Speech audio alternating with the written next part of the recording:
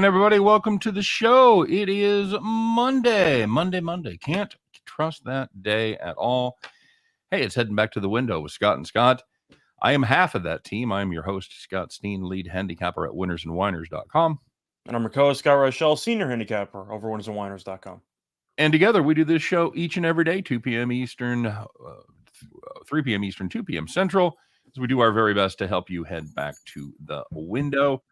Of course, don't forget to pound that like button, subscribe as well, rate, review if you check us out on podcast form. And of course, don't forget to check out our pals, Jim Williams and Chris King, 1:30 p.m. Eastern time every day as they do their show, Just Parlays. So yeah, if you don't like and subscribe, folks, there are going to be dire consequences. They're going to play another Pro Bowl every year. They're going to add another one.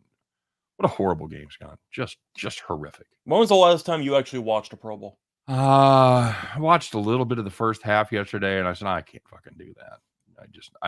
I check it out every year to see if it's as bad as I think it is, and it's usually worse. So I don't think I've put on a Pro Bowl in, I don't even know. It might actually be a decade. And I don't even mean like for a minute flipping channels. I mean, I've actually not turned the game on for probably a decade. The NBA All-Star game I'll watch a little bit of, usually the fourth quarter. Yeah. I watched when they changed it to the team captains and whatever, because the fourth quarter with that format seems to be at least somewhat competitive. Mm-hmm. The Pro Bowl, it's awful every year. Nobody cares. Can they move it back to Hawaii?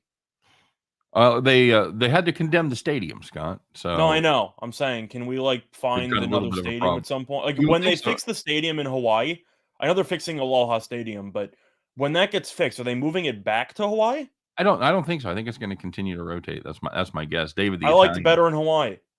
David the Italian, voicing the opinion of most of America, saying the Pro Bowl was a joke. Made money thanks to T-Train. T-Train had the AFC plus the points. If you're going to bet it, you might as well bet the underdog and take the points. I'm fine with that. Under had been trending, of course. Would they have 3 turnovers for points in the first quarter? That's going to hurt. I want to know who the genius was that had AFC defense as first touchdown score. Yeah, very nice. Brad Crawford in the house. He called the Cops Palo Alto. How the hell did Stanford beat Washington by 20 yesterday? We've only covered a 5.5 point spread once this year in the Pac-12. See, I don't know how many 5.5 point spreads they were laying, but I do know that Washington sucks. So I can't say I'm totally surprised, because Stanford is a decent college basketball team. Probably not going to make the tournament, but they should make what, the NIT? I would think so, yeah. I think Washington's making nothing. So, yeah, that sounds about right. Fair enough. David Donello wants to know if we are we fools to think that the Bulls have a shot tonight without Levine? Line is huge. All the money's coming in on the Suns. I'm not taking them. I get that. I get fading the public in that spot, but I can't get behind this Bulls team that's not playing that good right now, and they don't have Levine. So, well, Levine's questionable. He hasn't officially been ruled out yet, so there is a chance that he could suit up. But they did play yesterday. DeRozan had 40-plus points. Actually, I was kind of harsh on Washington. I didn't realize they were 12-9. They might be an NIT team as well, so never mind. But I don't know. I feel like DeRozan dropping 43 last night should leave him somewhat tired. Right. But at the end of the day, Phoenix is a world beater. I mean, there's really not much else to say. They lost, one game in the span of a month and a half? Yeah, they're really playing good basketball right now. I mean, they crush everybody. So Agreed. Chicago's good at the United Center. They're a pretty solid team. But it's a second night of a back-to-back against a Suns team that is rested, is healthy. They were missing Ayton for most of that stretch. Now they got him back. Yeah, he, let's just say, is definitely a luxury at this point, because McGee was good and all the other big men were good. But that Suns team is so damn good. Yep, high quality indeed. Eric Stiles says, LFG, I'm ready. I'm ready to start the week. Matthew Torvik saying, good morning to everybody, or happy Monday to everybody. Back at you. IC said, how about UCLA losing to Arizona State? I don't see UCLA doing much come tournament time. Yeah, I mean, every team has laid an egg this year. I kind of have to reevaluate my thoughts on which teams so far I like for the tournament, because the two teams that I was kind of holding on to a little bit, one was UCLA, more of a dark horse, because they were about 20-1 or whatever they were The other one was Baylor. I got to throw them out. You can't lose to Kansas by 20+ points. I know it's on the road, but this team just doesn't have it. I think that they're good enough to make a Sweet 16 or an Elite 8. I don't see Baylor as a Final Four team this year. Nope. I just don't think they have enough size in the interior. Gonzaga, I feel like I kind of have to put in my Final Four, even though they're beating up on the really weak teams in their conference. BYU's been falling apart, but Holmgren and Timmy are two really good big men, and they're going to dominate the boards in every game they're in. Am I going to pick them to win the title? No, but I do think they're a Final Four team. James S. in the house had a great weekend. Hit Duke and Nova on Saturday. Hit Fort Wayne and Cleveland State on a Sunday. Excellent. Do you have any thoughts on Gonzaga as a Final Four team? I know that we're both not going to pick them to win. They usually have such an easy path. That's the thing. They're going to come out of their conference. They're going to get a 1 seed. So they're going to have the 2 games to start the tournament. They're guaranteed to make the second weekend just about every year. Yeah, pretty much. So you put them in that position where you've only got to win 2 games to get to the Final Four. It's hard to pick against them as a Final Four team, because I don't know who the 2 is in their region, but with all the other teams being weak, it wouldn't surprise me if they go up against a random 7. Yeah, agreed. Any thoughts on this Middle Tennessee game? That the lines come down from 15 to 12.5. James Mouse checking in with that. I had that as my play of the day. Best team in the nation against the number Middle Tennessee State, Scott, by the way. I know the title used to belong to Monmouth, but they've been on a bit of a cold streak at ATS. They have. Brad Crawford said he's calling you out, buddy. Said the Huskies have improved this year and been a lot better. Well, you acknowledge that, yeah. Yeah, I acknowledge it. I looked through it because I remember Washington was awful at a conference. I forgot that they were actually playing decently in the Pac-12. So yeah, they'll probably make it to the NIT as well. Scott, generally this time of day, that kind of movement, I would say that's steam on UTSA. Are you behind the Roadrunners here? Are they overvaluing Middle Tennessee State because of their against the spread record? Is it just too hefty a number? Well, truth is, I'm out of the loop on the injury report, which is always important. I'm looking at it. Everybody's good. Okay. I'd say my main interest in that game would probably be the over. I do find the total move fascinating because UTSA is winless on the road. They're god-awful on the highway. But I'm looking at the pace numbers here. Both teams rank top 100. So I do think you'll see a higher scoring game. There has been some money on the over. My main play that I like in that game, I like the over. I think you'll see pace. Okay. I took UTSA. I mean, I took Middle Tennessee State as a play, so I'm not going to come off of them. Do you agree with the total though? I like the over. I'd lean over there as well. Yeah. T-Train in the house. IC says Timmy. Duke cuts down the nets. I don't doubt that. Of course, the real I'm not going to overreact to the North Carolina game. The real champion may get pissed off and chase them away, but do I think that Coach K is actually going to win a championship as a send-off? And I'm looking at the overall roster. Bonchero's good. Williams I really like. I think he's a good big man. Besides those 2 guys, though, do I like the rest of the supporting cast? And I feel like people are going to react to Duke because they're playing well recently. Of course, they got the name pedigree. It's possible that North Carolina just sucks. And it's not even possible. That's literally the case. They're just not very good at basketball. So I do think it's an impressive win because North Carolina was undefeated in Chapel Hill. But I feel like Duke can lose to anybody because they rely too much on 2-3 guys. Do you like Duke's bench? I want to see what I want to see what they do tonight against this Virginia team that just drags everybody down in the mud. Well, I'm asking though, do you like Duke's bench? I don't. Not at this point, no. If they get a little more experience, I expect Bonchero or somebody at some point to get into foul trouble or to have a poor shooting night, or Bonchero to lose 10 pounds of sweat during a basketball game, and I think they'll lose. So I'm not picking them to win the thing. I think they'll make a run, but I just don't think they're deep enough for now.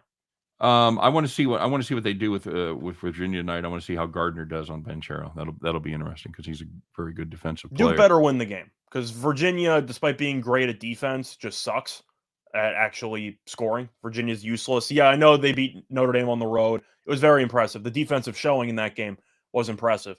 I'm not saying Duke's a bad team. I'm just saying, the ACC is weaker than most people think, especially compared to usual years, because the ACC, we'd agree, is not very good. And B, the question is, Magellan, do you trust the bench if somebody gets into foul trouble? I don't. So do I think that they're going to run the table in the tournament? It's possible, but I do think there are more complete teams out there. T-Train's got Toronto over Charlotte as his play of the day. I like Toronto. I'm good with that. They've got time off. I think Charlotte's playing a back-to-back, right? No, they lost to Miami. Was that yesterday? I don't think it was yesterday. Saturday. Yeah. All I know is they got outscored 33-8 in the third quarter. I don't like the way this team's playing at all. Magellan Sports likes the Philly schools, Drexel and Temple tonight. We're going to talk about this Temple game a little bit later. Drexel Dragons, Scott. That whole conference is really just a crapshoot. By the way, I want to just quickly curse out Northeastern for winning a game, the game after we took them for the farm. Thanks a lot, guys. Thanks a lot. You think our farm play record is impressive? Which is you should play our after the farm play, because the game after we lose on the farm with the team, guaranteed to hit. So pretty much, yeah. All right, let's start it off.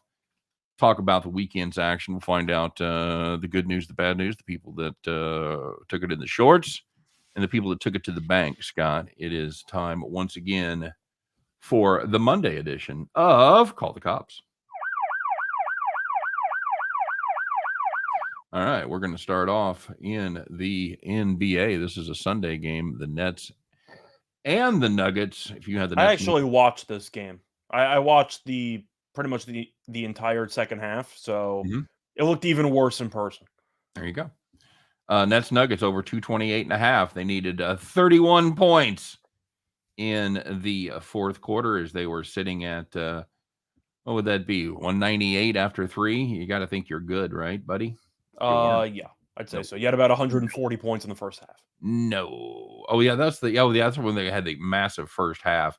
Put up 30 points in the fourth quarter. Thank you for nothing, boys. Game landed 228. If you had over 228.5, time to call the cops. I feel like the Nets had one made field goal in the final 7 minutes. It's a bad team, buddy. It's a bad team. Yeah, they're not good. I said that weeks ago.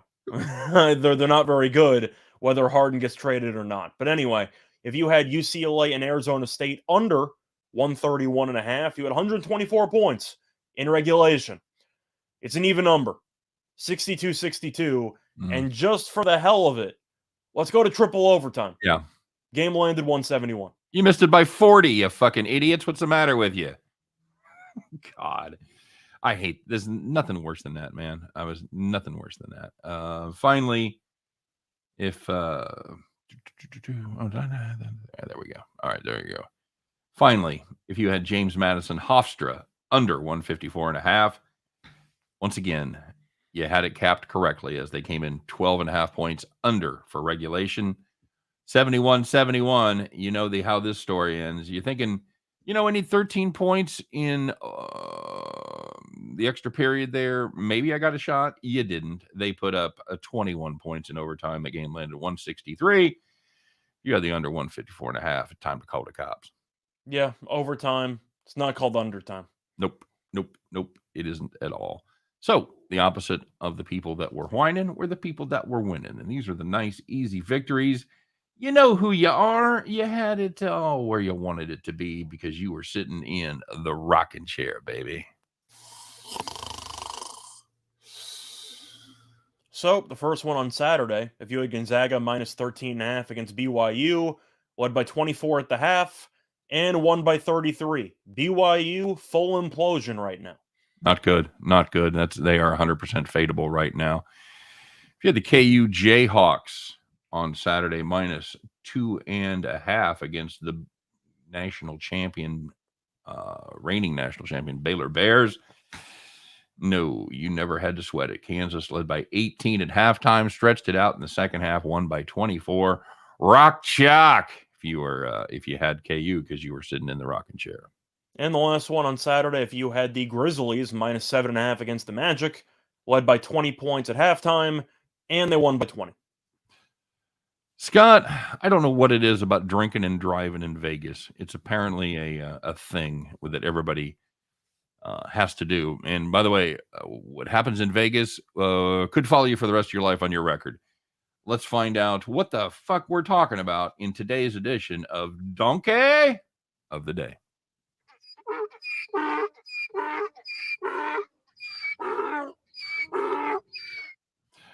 Scott, take it away. So for this one, we got to go to the Pro Bowl in this year's edition of Where's the Pro Bowl taking place, even though nobody cares about the game. Took place in Vegas this year, and we know that Vegas is a place where people do, let's just say, stupid things.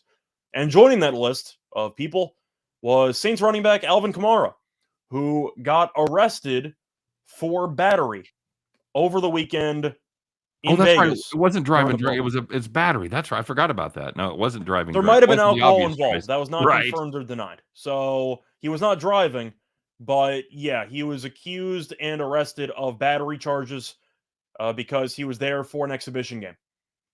Nice. Yep. D from Detroit says, since I asked Citadel still an over team 2 games ago. Yep. They are. I was a big fan of the over the weekend. Citadel, the truth is, the one game that I had them against Western Carolina, the first half was just atrocious. The second half had 80-something points. The Samford game I figured would fly over just because Samford goes up tempo as well. But you have anything you want to add on Kamara besides the fact that I don't know how legitimate the charges actually are? I really don't know much about the details. It seems like everything's been kind of kept on the hush-hush right now. Yep. What's the suspension for that? Because the NFL just has the 4 games. I was going to say the NFL has the discipline, I'd say, wheel. You just spin it, and whatever comes out is what your punishment is. Here it is. Have you got tape? Have you got it on camera? No. If you got camera, you got to add about 5 more games. Oh, so, if it's on camera, it could be done for life. Could be. If he is not on camera, 4 games. Well, they didn't say if he assaulted a man or a woman. I really don't know anything about the details. I think it was his significant other. It was. Okay, that's not ideal. People go to Vegas and lose their minds. Absolutely correct, Magellan Sports. Absolutely fucking correct. You see people in Vegas just insane. I don't get it. Pro Bowl over was the easiest money of my life. Yeah, when you have 3 defensive scores first half, that helps a lot. It really does. Hey, what do you think about the 4th and 15 rule, Scott? Did you like that? Instead of the onside kick? Well, yeah, but they let them do it throughout the game. I am fine with that because the XFL, I remember, the reboot XFL, was the first league to actually implement it. And I was a big fan of it. I think the onside kick is stupid based on the new rules because I was a big fan when you can stack one side, you have them decapitate each other, and the team actually has a decent chance to recover. Let them get a running start. Yeah, now you limit the running start. You only have X amount of people allowed on a side. The odds are... Spoiler alert, it's 5.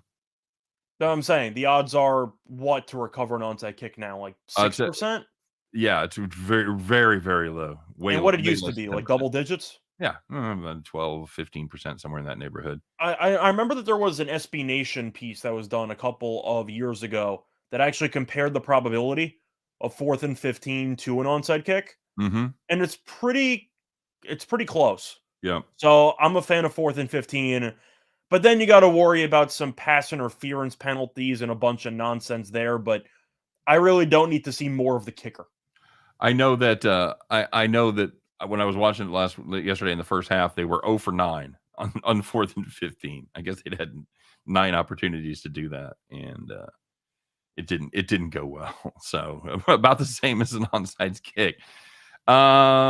Texas or KU, Scott? You and I talked a little bit about that pre-show. We looked at as we were discussing our bet the farm possibilities. I've got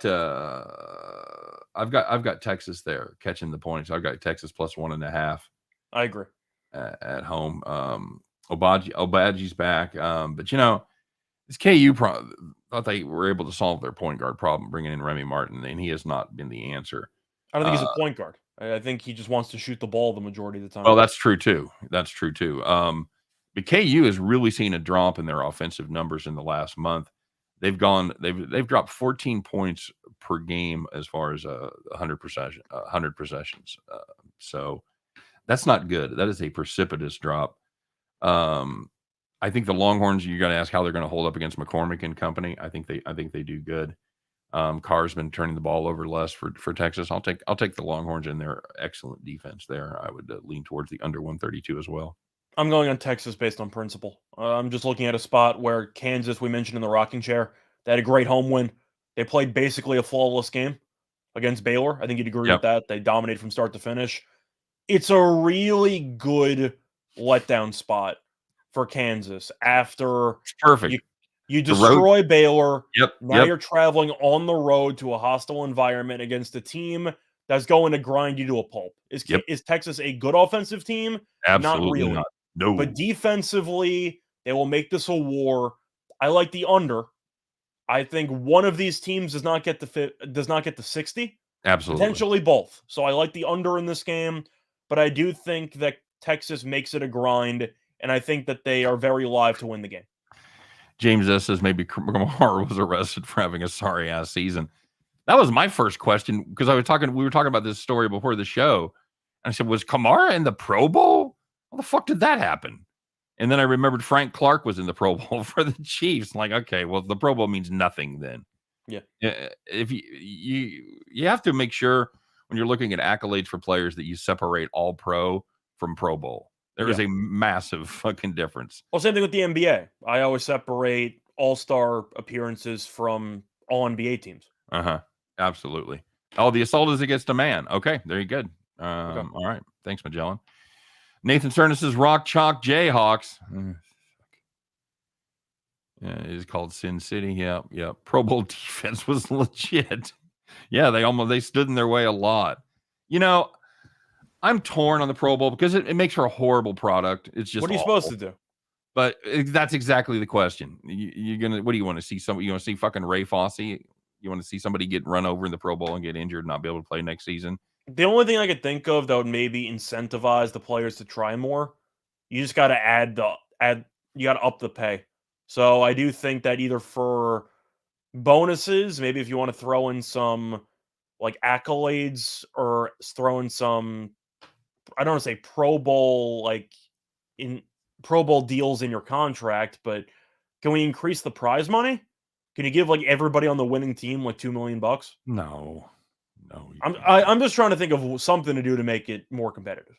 Worst All-Star game of the Big Four, no question. No, it is, but I'm trying to think of what you should do. I heard the idea of maybe making a 7-on-7 tournament, which is kind of like what the NHL did, right? For 3-on-3. I haven't watched the NHL one either, but at least they tried something new. Mm-hmm. I think I'm okay with the 7-on-7 tournament idea because, I mean, 11-on-11's not working, so you might as well try something gimmicky. Yeah, just throw the fucking ball. That's what you're going to do anyway. Just do it. Or just get rid of tackling and just have them actually play with flags around them so we know exactly what we're dealing with. I don't hate that either. I just don't. JC Stone, Arizona State plus 14 against Arizona. Thought from Arizona hater Scott Jr. We both like the Sun Devils in this spot, right? I think it's too many points. Now, Arizona, it's not even a matter of being a hater because I do acknowledge they're a good team. But against USC over the weekend, I thought they looked fine. Would you agree with that? I didn't think they looked amazing, but they were okay. They were fine. But Arizona State had a nice win against UCLA. It's another night game against an in-state rival with the home crowd. It seems like a very good spot for the home crowd to really just provide a spark for Arizona State. This team is okay. Arizona State's not going to make a tournament. They're not going to probably make the NIT or anything like that. But they are a very good free throw shooting team. Yep. So I do think that late in games they could close. And Arizona, I do think, plays with its food a little bit, which is why I'm a little bit out on Arizona. They just don't seem to have the full killer instinct that I expect from a fringe top 3, top 5 team in the country. But I do think it's too many points to take with a home dog that just beat UCLA. I'm going to go with Arizona State plus the points. You? I'm with you. Too many points. I think if the line was closer to 7 or 6.5, yeah, I'd be all over Arizona. Sure. But double digits in this type of game where 12, you're also out of last second scramble free throw points. That's usually around like 8 or 9. So you have that insurance built in. I think Arizona's going to win. I think they'll win by 8. Yeah, I think that sounds right. You get a little scramble points at the end. Yeah, a little scramble, but not enough to get over 12. I like Arizona first half tonight, says Edwin Adams. I don't hate that. That's not awful. If you want to play Arizona, I would advise that. STM Network said merge the Pro Bowl and the Clash in LA. Did you watch the Clash in LA, Scott? I watched none of it. I saw one qualifying lap, and each lap took about 5 seconds and said, I don't even know what we're doing anymore. Very entertaining. Very entertaining. Quarter mile was the track. Quarter mile. How many laps were there? The main event was 150. What'd that take? 20 minutes? Yeah, they were running probably 10, 12-second laps, something like that. Okay. And it was bizarre. But it was a lot of fun for somebody that really enjoys short track racing. It was cool to see. A lot of bumping, and a lot of pissed off people. Have the NFL drivers drive stock cars while the drivers play touch football. Fuck, why not? I'd be into that. I don't know if I trust NFL players to stay sober when they drive. I think that's the only problem. Any fatigue factor with 3 overtimes? Fuck, I'd hope not. It could be. I mean, that's the thing, though. But on principle, I'm not laying 12 in a rivalry game against. I mean, I'm not going to take a road team laying double digits in a rivalry game. I'm just not doing it. Okay. Thoughts on Virginia versus Duke? I've got Duke really should bury them. Yeah. But Virginia always keeps it close with this team. Got that down to 11 now? Yeah. 11.5. Yeah, it's dropped. That's usually how it goes. Of course, Virginia's usually either the best team in the ACC or worst case, like top 2, top 3. But not this year. Virginia always is a pain in the ass for Duke to handle. So I do think that Duke, after beating North Carolina so handily, I'm not going to compare it exactly to the Kansas game because Texas is a lot better than Virginia this year. It seems like a very good letdown spot for Duke. So I'm going to go with Virginia. You just beat North Carolina by the biggest margin on the road since, I don't know, like 2004 for Coach K, I think. You're probably feeling very good about yourselves. Virginia's a team that's going to make it really difficult to score. Give me the under and give me Virginia. Okay. Yeah, I'm with you. I'm the same way. I think it's too many points. I think Virginia can get there. It's a good letdown spot. Somebody said that JC Stone said NASCAR should refund the money to the poor folks who paid for that nonsense. Dude, it's a short track. It's a bull ring. It's fucking. I don't even know if you can call it a track. A quarter mile's a joke. It's the shortest track they've run on since 1971. By the way, they used to run a quarter mile every year. Hell, they might as well just go to Fast and Furious 5 and Fast and Furious 30 and just drag race in the street. It's a different kind of racing, man. I know it is. It's a different product, and it's a different product than people are used to seeing from NASCAR, no question. J.R. Black, being very polite. Thoughts, please. Okay, we'll do this. Wilmington, Hofstra, Virginia, Duke, and Greensboro, West Carolina. Okay, we just covered Duke. This Greensboro team, Scott, Western Carolina. I love this kid. I love Buckingham, man. Shooting 43% from downtown. Shoots 49% from distance on the road. This is a Western Carolina team that wasn't good to start with, and they lost Travion McCray. Mid-season, he just fucking was out there. This is going to be about who can impose their will because Greensboro wants to go slow and slower. Western Carolina wants to speed you up. I got Greensboro here, and I'm leaning towards the over. You? Greensboro kicked my ass the other day against VMI, but I think it's a good spot for Greensboro. They had a nice win over the weekend against, I want to say, Furman. Mm-hmm. So that was a nice win for them. I don't think Western Carolina is very good. They have been better at home, but I do think, obviously, the story of this matchup is going to be the 3-point battle, because even though Greensboro defensively is elite, because of their defensive scheme, they allow, I forgot if it was the 5th most 3-point attempts per game. It's definitely like top 10 or bottom 10 in this case. They give up a bunch of 3-point attempts. So if Western Carolina can actually shoot from the outside well, I think they'll win the game. Okay. All right. You're off of Wilmington, huh? I'm not off. You're off of Greensboro. No, I'm still taking Greensboro. I think they're going to win the game. I'm saying if you want to know how VMI is going to win, or you want an early indication, Western Carolina. Yeah, sorry. Keep an eye on Western Carolina's 3-point percentage early on. Okay. Wilmington and Hofstra is the last one. This is a Wilmington team, Scott, that's covered all but once in conference play. Oh, I wonder who had them when they didn't cover. Well, it was both of us, I think. Keep them off the line. Well, it was both of us. I had a premium. You had your Yeah. play of the day on it. Elon, get that crap out of here. Sims is still the shit for Wilmington. Yeah, he's good. You're gonna give me 6.5 points. I gotta take that. Are you impressed with how Hofstra's been playing lately? They've been okay. I can't say they've been as impressive as Wilmington's been. I mean, Hofstra covered over the weekend, or I forgot if they covered or they were a half-point short, but it went to overtime. But they almost lost to James Madison. Yeah, I they were don't half-point think that short this Hofstra team against Madison. Yeah, they failed to cover 3 straight, starting with that one where they played at Wilmington and got beat by 6. Yeah. I like the over in that game. But, yeah, I like the over too, but they did play a little while ago. Wilmington won. Hofstra is not a good rebounding team at all. I think Wilmington can dominate on the glass, but Hofstra lost 2 in a row. Then they beat James Madison at home in overtime. I'm really confused why they're favored by 6 or why they opened up at around 7.5. I'm actually really confused by it. I'll take Wilmington. Yep, all day. Can't have NFL players driving someone commit vehicular manslaughter. That was what I was saying. I don't trust them to stay sober when they drive. Now, speaking of vehicular manslaughter, they had Tony Stewart in the booth yesterday. Nice. Oh, man. I was such a huge Tony Stewart fan, dude. And then the way that happened there, that thing that happened at the end of his career, that was just fucking brutal. I'll never look at Home Depot again. Oh, man. I was never a big Tony Stewart guy. I was always more of a Jeff Gordon guy. But there's 2 kind of people, Scott. There's Jeff Gordon people and there's Tony Stewart people. Matthew asking us if we ever bet on NASCAR. Well, we got news for you. During the pandemic, we had a NASCAR show every week, and I believe we did very well. Yeah, right? we were all 3. We had 3 of us on there. We were all 3 positive. We did our contest every week where we'd pick like 1 favorite, 1 mid, and 1 big dog. I think we had 2 favorites and one long shot. Is that the deal? I think it was 2 favorites and 1 long shot. But we still have to have a conversation if we're going to bring it back for this season. But I'm not against it. We'll see what happens with the baseball strike. Yeah, we'll see. It could very well be happening. The OG fans remember the NASCAR show that we had. That's right. A lot of fun.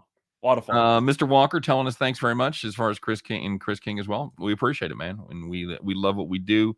The NASCAR race was garbage. Zach Vaughn checking in. See, I thought everybody would like it because there was a lot of bumping and banging. I love short track shit. I love Martinsville. I love Bristol.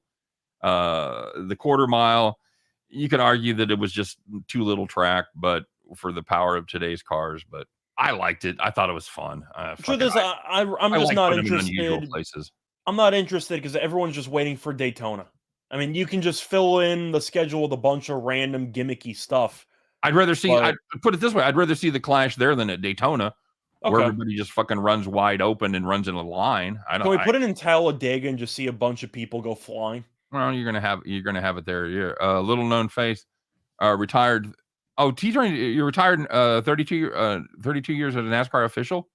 That's very cool. We had a friend of ours that did that here at the track in Kansas City too. I think that's a cool job. They used to run at Islip at a 1/5 of a mile. Jesus, that's a bull ring right there. Okay. I think top speed. Somebody asked about that. I think top speed was 90. I think they were able to get 90 going down the straight, which wasn't. I think they averaged about 60. Okay. And the straightaway wasn't even a straightaway. It was like a curve. It was like a little bit of a concave thing. So the only thing going 90 was my finger hitting the button to change the channel. Their defensive Steen. What? I don't understand. I don't understand the question. By the way, happy birthday to STM Network. Turned 25 yesterday. Nicely done. We need a system hockey birthday play. Hey, we got one. How about the big matchup tonight between Toronto and Carolina? Both teams are red hot. I'm guessing. Well, let me guess. Toronto in the over. He wants to know who we like. Who do you like there, buddy? Got a thought? Who do I like? Yeah. Oh, it's a really tough matchup because both teams have been playing well. They're both really good. Toronto's been cooking offensively, which they should when you have that good of a core. They finally have a great goalie in Campbell. Both teams are really good, whether it's on the road or at home. But I'm going to go with Toronto because Toronto has scored at least 6 goals in each of the last 3 games. Now, it was against Detroit and New Jersey twice, which is just handing out free goals. But they've won 5 in a row. They're playing well. I'll go with Toronto in the over if I had to put a parlay together, whatever. I like that. And I'm sure the kid will be dropping one of those a little bit later. He did. He said he agrees with me. He's got Toronto in the over. There you go. Gerald, we talked about that Texas. We like the under there. We think one of those teams does not get to 60, maybe both. So talk about betting on NASCAR. I love the matchups, man. I have a friend of mine that just fucking makes bank doing nothing. And where he really makes bank is betting in the I don't know, what's the secondary series? It's no longer the Busch series. It's the Infinity. Is that Infinity now? Infinity? Xfinity? Yeah, it's the Xfinity series. Yeah. So that's where he where he finds the most inefficiencies in the market is doing. Is he betting on Joe Gibbs's grandson to win a bunch of races? I don't know. I think he's done well. I'm trying to remember what I used to do for NASCAR. The matchups I know we crushed. Yep. My you favorite was the manufacturer prop. Yeah. Yeah, that was my favorite. I made a lot of money on the manufacturer prop. Brad Crawford said, I found the college basketball lock of the year. Eastern Illinois plus 13.5 over Tennessee Tech. I backed Eastern Illinois last time. The game ended up getting canceled. I don't hate it. They've been playing better defense. They're grinding teams down to dust again. Tennessee Tech should only be favored by this amount of points against Mississippi Valley. Like, this is too many points. Who do you bet on NASCAR? Matchups. It's not like horse racing. You can't. Well, yeah, your son was asking how comparable it is between NASCAR and horse racing because it's a lot of just chance. I disagree. I think NASCAR, you usually get a better gauge on it because you know which drivers or which teams excel at certain tracks. There's a huge body of work that you can work with where you know that if most of the cars are supposed to be, I say relatively even based on the teams, of course, you know that they're going to be bottom feeder teams that are automatically 5 laps behind by lap 20. But for most of them, there's usually a large body of work when it comes to their history on the track and how good certain teams do on tracks. I don't think it's as random as people think. Oh, no. Horse racing, I think, is completely random.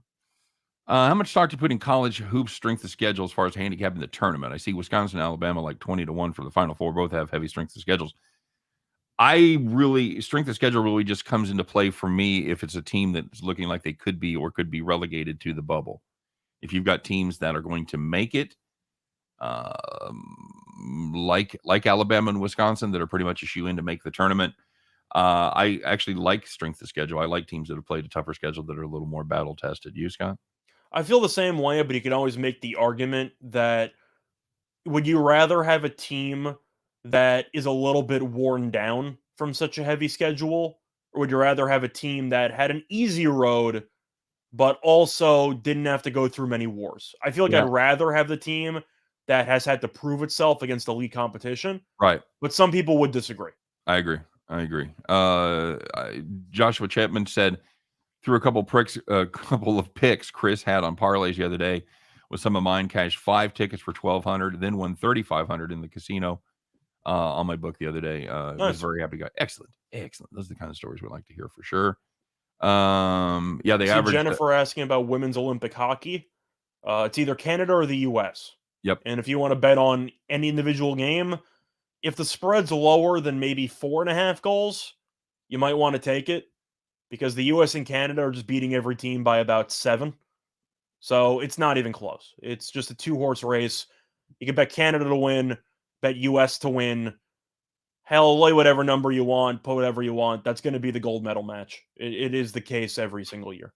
James S. talking about where they park the trailers or the haulers for the NASCAR race. That was a great question because it wasn't in the infield. They usually have it in the infield. Even at Bristol, the half-mile track, they've got them in the fucking infield. They had no pits set up as far as like moving pit stops. They had areas where you could work on your car, but they didn't have any actual pits. It was a weird setup. Even like as the race, they had to have them parked on the outside because there wasn't enough room on the inside. James, there's not even much research about the women's. It's just a fact. The U.S. plays Canada in the women's gold medal hockey match pretty much every Winter Olympics, and no other team in the world is close. It's just those two teams and everybody else. Just look at the scores. They're not even close. Jennifer wants to know Middle Tennessee State. We haven't talked about Charlotte. We will talk about Temple. I found that Charlotte matchup tricky because Florida International is a team that is very good at home. Mm-hmm. They're inconsistent. I think Charlotte's the better basketball team, but Florida International favored at home. I like the under. I think you're going to see a low-scoring game. We know Charlotte definitely loves to eat a bunch of clock. So I think you'll see a pretty low-scoring game take place there. Charlotte ranks 270th in offensive tempo. Florida International is a team that is also a bit slow, ranks 229. My favorite play is on the under. I think you'll see a low-scoring game there. I'm the other way. I like FIU, but I also like the over. Really? Yeah, this is a Charlotte defense that's kind of been leaking oil lately, and I think this Florida national team that can shoot from three, especially at home, they've seen the over cash 5 straight of their games. I like the over. I think we're getting a good number there. Brad Crawford roasted my kid. Thanks, Brad. It's his birthday, so you can get away with it. I get tired of doing it all the time. Oh, Low Maximo asked this earlier, and I missed it. It was Northern Arizona, Northern Colorado. This game fucked me on Saturday as I had the over. Northern Colorado had been a monster over team, and had a shot to get the miracle cover in overtime. We didn't quite get there as Northern Colorado picked that time to drain about a 30-footer at the buzzer. But Northern Colorado. I think Northern Arizona is just a terrible basketball team. They are, and they're a dead under team. They're one of the best under teams around, and they were leading for much of this game as they gave Northern Colorado all they wanted. I like this Northern Colorado team a lot, but Northern Arizona has been very good at home. Is this going to be? I can't remember who had the home game. I think Arizona had the home game. Well, Northern Colorado is the home team for this game. That's what I'm saying. Yeah, Northern Colorado is the home team here. I got to take the Bears. I agree. I'm just not sure Northern Arizona can actually score enough to keep close. No, that's the question. And as far as the total goes, I'm off of them, but I'd still lean over with Northern Colorado. Yeah, I'm kind of in the same boat. All right, Kansas money line. We both like Texas there, so yeah. How can Pittsburgh not cover 13 against Virginia Tech? Because Pittsburgh sucks. They are terrible. Virginia Tech's a team that's not very good, but they have been playing even a little bit better over the last couple of weeks. So I do think that you will see Virginia Tech, I don't want to say become relevant in the ACC. I think they'll make a bubble push. I think it's entirely possible. ACC's definitely having a down year this season. It's got something else I was looking at. I was looking at Southern minus 10.5. That's a hell of a basketball team. They're good in their conference. Oh, they can fucking shoot the ball too. They play excellent defense. They shoot well from distance, and they play pretty good regular defense, and they play absolute shutdown defense as far as 3-pointers go. I like them. Alabama State. Both of these teams have covered the number a shit ton. I like Southern here tonight. Yeah, I'd look for them too. Tony, I would take the Kemba under, but he's been ruled out. Yep. So we weren't able to actually take it. That would be great if the Chris King show was on early. I think they've got it that late so he can do all of his research with the line moves. That's my only suggestion. That's my only thought there. D asking if there's a path for Michigan to make the tournament if they don't win the Big Ten tournament. No. I don't think At this point, hell, they might not even finish above 500. Like, yeah, you kind of need to win the tournament. They don't have any statement wins. Every step-up game that they've had, they've lost. Like, who have they beaten? They beat nobody. So, yeah, you need to win the conference tournament. James Miner making the case for Temple. I think I think Temple's the better team. I think South Florida sucks, but yep, they do. We're going to get to that game in a little bit. We are. We're going to get to it right now, as a matter of fact, buddy. STM Network says he's looking for his tractor keys. There you go. It's time. It's time. Hope you guys all have your overalls ready to put on. It's we're ready to do it. Scott, are you ready? Yeah, let's do it. All right, let's put on our overalls. Let's grab our straw hats. It's Monday. Let's look nice. Put on the good overalls. Climb aboard our John Deere. Get those keys out, the ones with the lucky rabbit foot, and fire that motherfucker up. Because once again, kids, it's time. It's the first one of the week. It's Monday. It's time to bet the farm.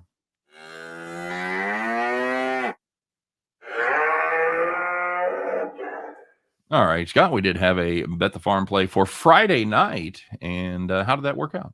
We ended up having Akron minus, I believe it was 7, and they won by double digits. Cue them zippy banjos.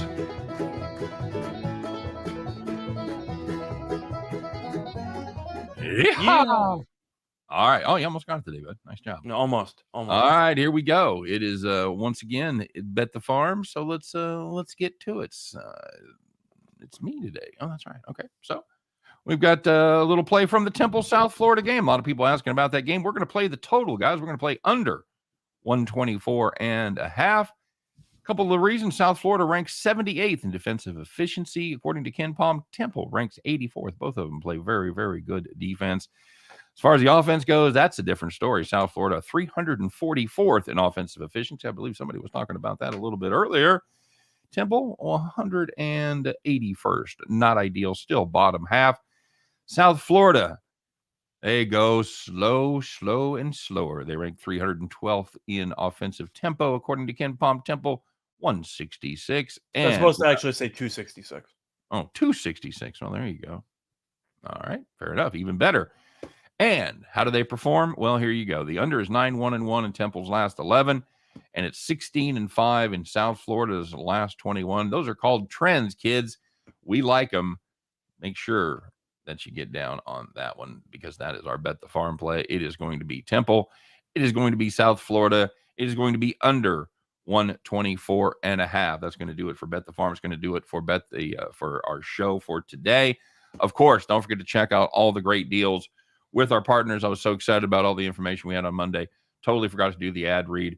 Got great deals going with Caesars, with MGM, and with BetRivers down in Louisiana. All those codes and information are in the show box. Make sure you stop and check that out, of course.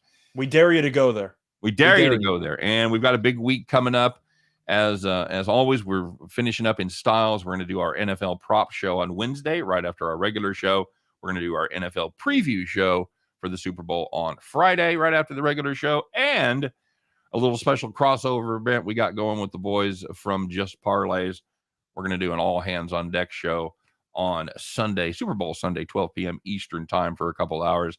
We'll have some guests on. It'll be a lot of fun. We'll have a lot of guys from Whiners and Whiners stop by to lend their opinion. So be there for all of them. That's all we ask. Just show up for everything, all right? You guys have a great day. As always, thanks for being here. Wishing nothing but the best on all of your plays today.